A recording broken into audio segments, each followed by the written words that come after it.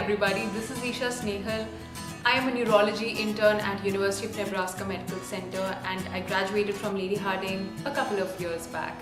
So I'm here to tell you about Step 2 CS and give you an overview of that. Let's see. So it's one of the exams which overwhelmed me because you had to travel all the way to the US to actually take it and plan way in advance for it. So what are the points to keep in mind while talking about Step 2 CS? Number 1, plan early, because most of the dates get booked way in advance, like almost 5 to 6 months. So you need to get your papers in order, get permissions and all of that. Like I will talk about it in the next few videos, like how to actually get permissions and talk with the ECFMG, get registered, etc, etc.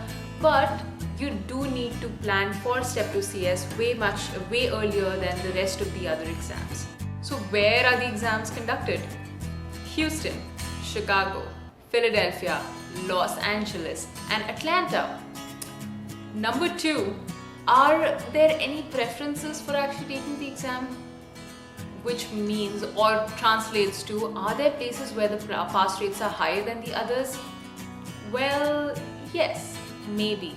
And the reason is not because of a particular way of asking questions or having a particular set of patients that are more difficult or easier than the other centers, but that answer lies in the fact that the set of students who take the exam could be better prepared than the others. So let's dissect that a little bit.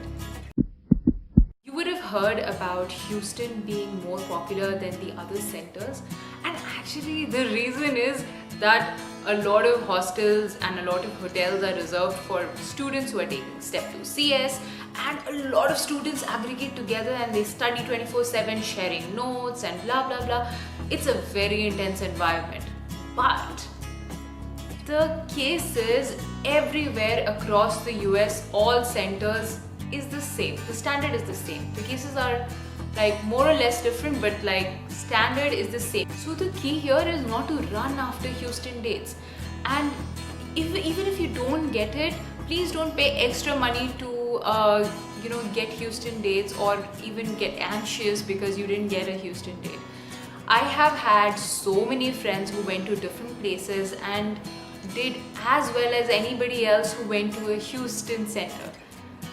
It's just that you need a life partner to practice with throughout the time you're preparing, and you need to study first aid from cover to cover, including the mini cases. So where can you find a life partner?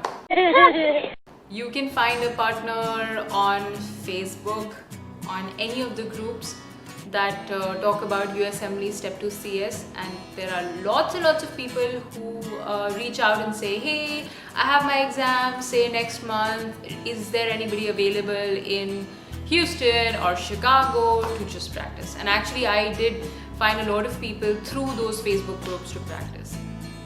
Or the other way to do it is to actually go to a center which coaches for Step 2 CS, and that's a very organized way to go about it, because definitely you're going to find people there to practice and they're going to teach you very well on how to approach Step 2 CS.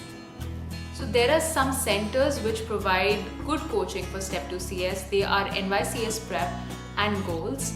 I think NYCS Prep is only in New York and Goals is I think in Houston and Atlanta, so you can check that out according to your preferences. I went to NYCS Prep and I found it extremely good.